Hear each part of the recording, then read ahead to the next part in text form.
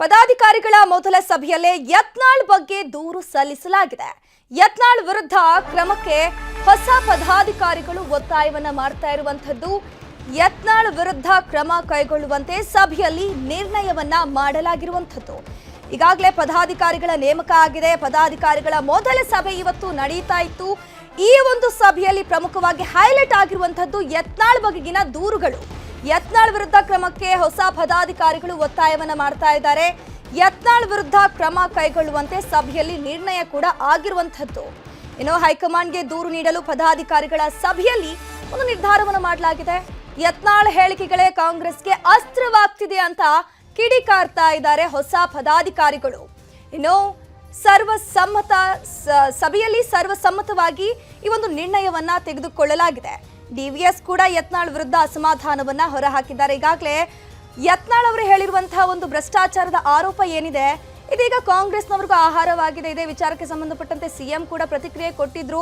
ಯತ್ನಾಳ್ ಅವರು ನಾವು ರಚಿಸಿದಂತಹ ಒಂದು ಕಮಿಟಿ ಮುಂದೆ ಬಂದು ಏನೆಲ್ಲ ಅವರ ಜೊತೆ ಡಾಕ್ಯುಮೆಂಟ್ ಇದೆ ಅದನ್ನ ಸಬ್ಮಿಟ್ ಮಾಡಲಿ ಅಂತ ಸಿಎಂ ಕೂಡ ಹೇಳಿದ್ರು. ಇದೀಗ ಪದಾಧಿಕಾರಿಗಳ ಇವತ್ತು ಮೊದಲ ಸಭೆಯಲ್ಲೇ ಯತ್ನಾಳ್ ಬಗ್ಗೆ ದೂರುಗಳ ಸುರಿಮಳೆಯೇ ಬಂದಿರುವಂತದ್ದು.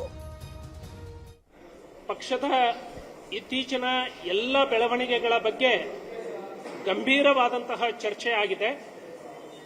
ಇಂಡೋರ್ನಲ್ಲಿ ಆಗಿರುವಂತಹ ಚರ್ಚೆಯನ್ನ ಡಿಸ್ಕ್ಲೋಸ್ ಮಾಡೋದಕ್ಕೆ ಆಗೋದಿಲ್ಲ. ಚರ್ಚೆ ಹೇಳುವಂಥದ್ದು ಇಷ್ಟೇ, ರಾಜ್ಯದಲ್ಲಿ ಪಕ್ಷದ ಘನತೆಗೆ ಚ್ಯುತಿ ಬರುವಂತಹ ಯಾವ ಚಟುವಟಿಕೆಗಳನ್ನು ಪಕ್ಷ ಸಹಿಸೋದಿಲ್ಲ. ಅದರ ಬಗ್ಗೆ ಗಂಭೀರವಾದಂತಹ ಚರ್ಚೆಗಳು ನಾಲ್ಕು ಗೋಡೆಗಳ ಮಧ್ಯದಲ್ಲಿ ನಡೆದಿದ್ದಾವೆ. ನಮ್ಮ ಕೇಂದ್ರದ ನಾಯಕರು ಸೂಕ್ತವಾದಂತಹ ನಿರ್ಧಾರವನ್ನು ಅತ್ಯಂತ ಸೂಕ್ತವಾದಂತಹ ಸಂದರ್ಭದಲ್ಲಿ ತೆಗೆದುಕೊಳ್ತಾರೆ. ಅದನ್ನ ಎಲ್ಲರೂ ಕೂಡ ಗಂಭೀರವಾಗಿ ಚರ್ಚೆಯನ್ನ ಮಾಡಿದ್ದಾರೆ. ಯಾವುದೇ ಶಿಸ್ತು ಅಶಿಸ್ತುಗಳು ಸೇರಿದಂತೆ ಪಾರ್ಟಿಯ ಮುಖಂಡರ ಎಲ್ಲಾ ಚಟುವಟಿಕೆಗಳ ಬಗ್ಗೆ ರಾಜ್ಯದ ಅಧ್ಯಕ್ಷರು ಮತ್ತು ರಾಷ್ಟ್ರೀಯ ತಂಡಗಳು ಕಾಲಕಾಲಕ್ಕೆ ಗಮನಿಸ್ತಾ ಇದೆ. ಸರಿಯಾದ ನಿರ್ಧಾರಗಳು ಸಕಾಲದಲ್ಲಿ ಆಗುತ್ತೆ.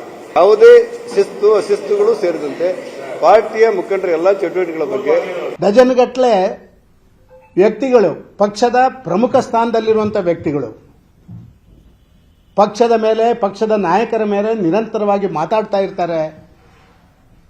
ಇದರ ಬಗ್ಗೆ ಕೇಂದ್ರದ ವರಿಷ್ಠರಾಗಲಿ ಅಥವಾ ರಾಜ್ಯದ ಪ್ರಮುಖರಾಗಲಿ ಯಾರು ಕೂಡ ಯಾವುದೇ ರೀತಿಯ ದಿಟ್ಟ ಹೆಜ್ಜೆಯನ್ನು ಯಾಕೆ ಇಡ್ತಾ ಇರಲಿಲ್ಲ. ಭಾರತೀಯ ಜನತಾ ಪಾರ್ಟಿಯನ್ನ ಇವತ್ತು ಏನಾದರೂ ಕುಲಗಡಿಸುವುದಿದ್ರೆ ಅದು ಭಾರತೀಯ ಜನತಾ ಪಾರ್ಟಿಯ ಒಳಗಿರುವಂತ 10 ಹಲವು ಪಕ್ಷ ವಿರೋಧಿ ಚಟುವಟಿಕೆ ಮಾಡ್ತಾ ಇರುವವರು ಅಂತ ಹೇಳುವಂತ ಮಾತನ್ನು ಹೇಳಿ ಡಜನ್ಗಟ್ಟಲೆ ವ್ಯಕ್ತಿಗಳು ಪಕ್ಷದ.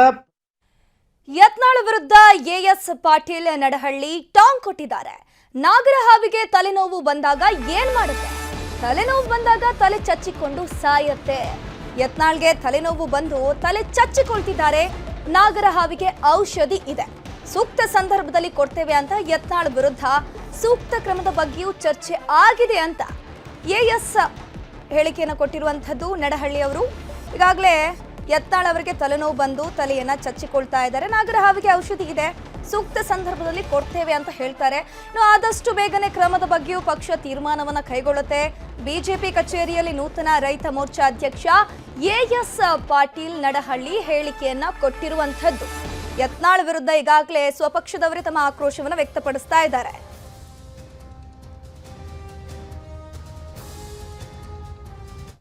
ಈಗ ನಾನೊಂದು ಮಾತು ಹೇಳಿಕ್ ಬಯಸ್ತೇನೆ. ನಾಗರ ಹಾವಿಗೆ ತಲೆನೋವು ಬಂದ್ರೆ ಏನ್ ಮಾಡ್ತದಂತೆ?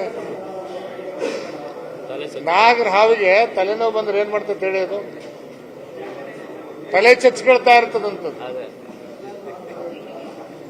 ಹಂಗೆ ನಾಗರ ಹಾವಿಗೆ ತಲೆನೋವು ಬಂದಿದೆ, ತಲೆ ಚಚ್ಕೊಳ್ತಾ ಇದೆ.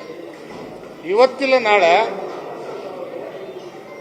ತನ್ನ ತಲೆನ ತಾನೇ ಚಚ್ಕೊಂಡು ನಾಗರಾವ್ ಸಾಯ್ತದೆ ವಿನ ಬೇರೆಯವ್ರನ್ನ ಸಾಯಿಸಲಿಕ್ಕೆ ಸಾಧ್ಯ ಇಲ್ಲ. ಪಕ್ಷದ ಚೌಕಟ್ಟಿನಲ್ಲಿ ಈ ವಿಚಾರವನ್ನ ಗಂಭೀರವಾಗಿ ನಾವು ಚರ್ಚೆ ಮಾಡಿದ್ದೇವೆ.